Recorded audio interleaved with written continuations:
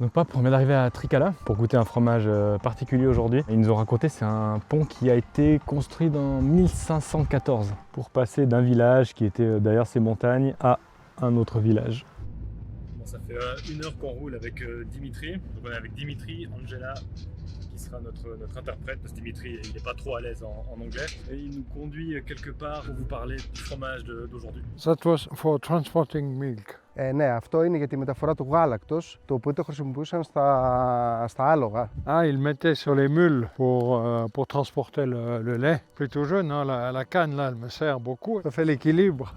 Évident, quand on voit ces paysages, vous allez penser que cette vidéo a été tournée en France ou en Suisse, parce qu'on est entouré de sapins. On est vraiment, on se dit, on n'est pas du tout en Grèce. Ah, il tient plus, ah, c'est bon. Donc tu as déjà cassé le matériel historique. Je disais, aucun dépaysement là, on se croirait vraiment à la maison. Et pourtant, on est en Grèce, on est dans les montagnes. Et c'est là que je vais pouvoir vous raconter l'histoire de leur fromage emblématique, la feta.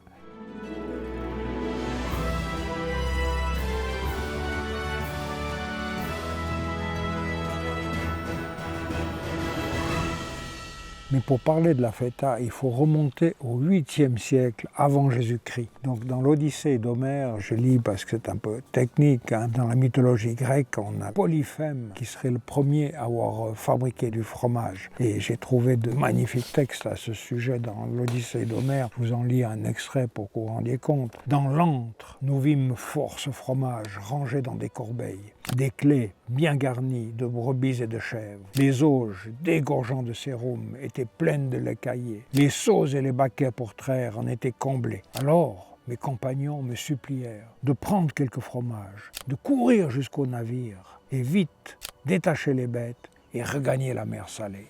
Voilà un extrait du texte de l'Odyssée. On est au 8e siècle avant Jésus-Christ. On est vraiment dans le berceau de la culture fromagère. On a la Grèce, on a Chypre, on a l'Égypte. C'est là sont nés les premiers fromages. C'est du lait de brebis, il n'y avait pas de chèvre ou très peu de chèvre, pas de vache. Vraiment du lait de brebis.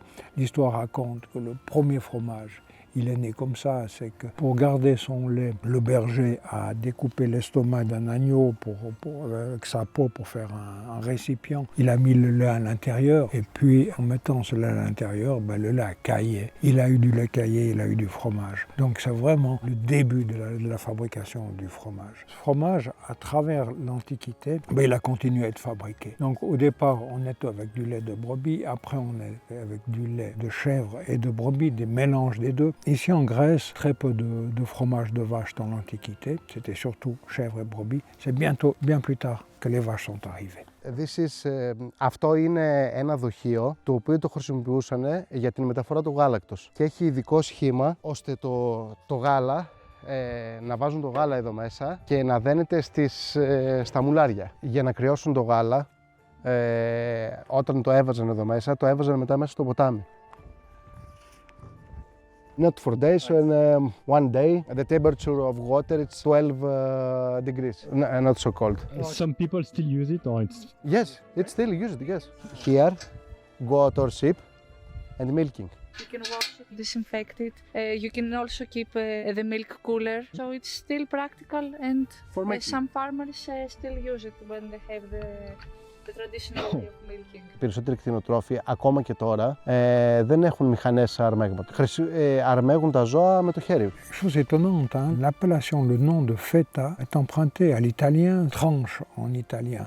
Il faut savoir aussi qu'il y avait beaucoup de relations avec l'Italie, par la Sicile. Donc beaucoup de fromages étaient aussi fabriqués en Sicile, mais l'origine de la feta, c'est vraiment la Grèce. Le fromage a été fabriqué de tout temps. Dans les années 60, ce fromage a commencé à être connu partout dans le monde. Et ça, c'est un petit peu le désavantage quand quelque chose est très connu, c'est qu'il a été imité. Donc on a commencé à fabriquer de la feta, mais vraiment partout, mais de n'importe quelle manière. Avec du lait de brebis, bien sûr, mais avec du lait de chèvre et surtout avec du lait de vache. Et l'industrie s'est emparée de ça. Dès qu'on entendait le mot feta, c'était devenu un fromage commun. Et les Grecs n'ont pas du tout apprécié ça. Et c'est seulement en 2002, après une lutte de quelques années, qu'ils ont enfin obtenu leur appellation d'origine protégée. Et aujourd'hui, quand vous entendez le mot de feta, ça peut seulement être fabriqué en Grèce avec du lait de brebis et un maximum de 30% de lait de chèvre. Donc ça peut être une feta 100% brebis, 90%, 80%. 30%, c'est le maximum de lait de chèvre qu'on peut mettre et pas du tout de lait de vache. C'est vraiment un fromage de brebis. At which time your father was working in the first factory up in the mountain? Η τελευταία χρονιά που δούλεψε το εργοστάσιο εκεί πάνω ήταν το 1997. Αυτό λέγεται κλίτσα, είναι φτιαγμένο στο χέρι, είναι για να στηρίζονται όταν κατεβαίνουν το βουνό. The second, μια άλλη λειτουργία που έχει είναι this one, take the lamps or ships. I needed it if Michel is not working good. Η σεζόν ξεκινάει κοντά στα Χριστούγεννα, December, και τελειώνει τον Ιούλιο. Το περισσότερο γάλα το έχουμε μετά το Πάσχα, after the Easter. Imagine, dans ces années 60, on faisait n'importe quoi, mais nous, ça fait maintenant une semaine qu'on voyage à travers la Grèce, et chaque fois qu'on déguste une feta, elle est différente. Hier, on était dans une fromagerie où on a dégusté une feta et on leur a demandé mais pourquoi il y a autant de différences. Ils nous ont dit qu'il y avait des usines parce que en fait, nous, on visite des producteurs qui font voilà, des quantités qui sont dans les plus petits producteurs de Grèce, mais les très gros acteurs qui produisent enfin, c'est sidérant, je sais plus le nombre, mais c'est des milliers de tonnes, enfin c'est n'importe quoi la quantité. Apparemment c'est des machines de 30 mètres de long où littéralement il y a une seule personne, tu mets le lait et ça sort de la feta. C'est vraiment, enfin c'est... Complètement automatisé, évidemment, ce produit est produit, quoi. Et c'est ça qu'on va leur faire goûter aujourd'hui. Non? Ce produit industriel, ça ne m'intéresse pas. Ok. M'intéresse pas, je fais que de chercher les meilleurs, donc c'est pas dans l'industrie que je vais trouver. Nous, ce qu'on veut, c'est toujours le meilleur, le fermier. Ça sera vraiment la feta originale, la feta qui est affinée dans un tonneau avec de la saumure. Et parmi toutes ces fetas en tonneau que j'ai dégustées, c'est la meilleure. Et pour ça, je vais vous faire appel au producteur. Dimitri, hela. That's a nice job, huh? Opening the barrels. Dimitri, explique-moi comment tu fabriques cette feta déjà. Παίρνουμε γάλα πρόβιο και γίδινο. 70% είναι πρόβιο το γάλα, 30% είναι γίδινο το γάλα. Το παστεριώνουμε στους 72 βαθμούς Κελσίου για 15 δευτερόλεπτα. Μετά το κρυώνουμε στους 36 βαθμούς Κελσίου. Προσθέτουμε καλλιέργεια.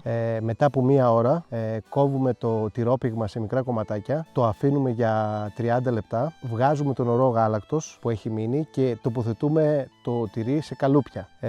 Τα καλούπια τα αναστρέφουμε 2 φορές και την άλλη μέρα βγάζουμε το τυρί από τα καλούπια και το βάζουμε στα βαρέλια με αλάτι. Dans toutes ces explications de la fabrication de la feta, ce qui me plaît beaucoup, c'est qu'il me semble qu'il y a la lenteur grecque qui ressort, le temps de vivre un petit peu. Donc ce fromage dans la fabrication, il est très peu chauffé, on est resté à 36 degrés. Et puis dans l'écoulement du fromage, pendant 12 heures, on voit qu'il laisse tranquillement égoutter le fromage. Il n'y a pas de pression, et c'est pas mis sous presse. C'est vraiment...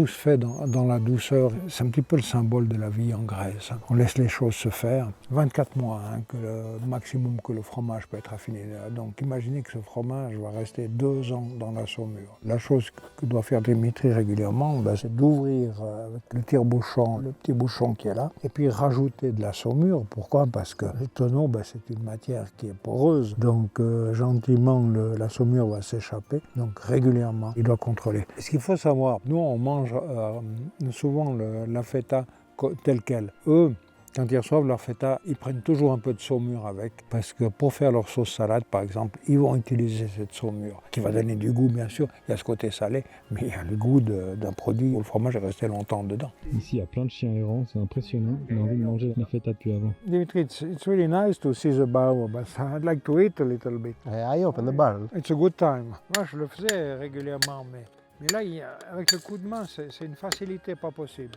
En fait, ça paraît facile à la caméra, mais quand tu le fais, c'est choquant que ce soit autant facile, parce que en réalité, c'est vraiment difficile.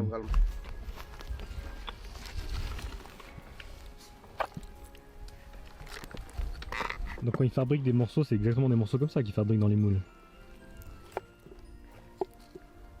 Le danger avec ça, moi, toutes les personnes à qui j'ai dit non, mais goûte la feta au tonneau de la famille Kissas, ils me disent ouais, mais t'exagères, etc. Parce que la feta, t'as l'impression que toutes les fetas sont les mêmes. Tu goûtes une fois, je connais pas une seule personne qui m'a dit ouais, non, je rachète la feta du supermarché, ça n'a rien à voir. Et quand ça sort juste du tonneau maintenant, tu as ce côté un peu lactique, la saveur de ce fromage, mais c'est pas possible. Le fromage est dans la saumure, c'est de l'eau et du sel. Au moment où je l'avale, le sel est bien présent. Mais racontez que j'avais parlé avec Dimitri à ce sujet. Pour les personnes qui aiment les produits, les fromages ou les produits très peu salés, peut-être qu'ils vont être dérangés, il me dit mais la possibilité de couper une tranche de feta et de la passer sous l'eau pour supprimer un petit peu ce côté trop salin. C'est une solution pour essayer d'enlever un petit peu l'eau, mais moi je l'aime tellement comme ça que je ne vais surtout pas la laver. Après 5 jours en Grèce, c'est la première fois que tu ne t'es pas précipité sur le fromage. Ah, je ne l'ai pas vu. Alors je crois qu'on est bon là, c'est grandiose. Ça, c'est un de mes préférés quand même.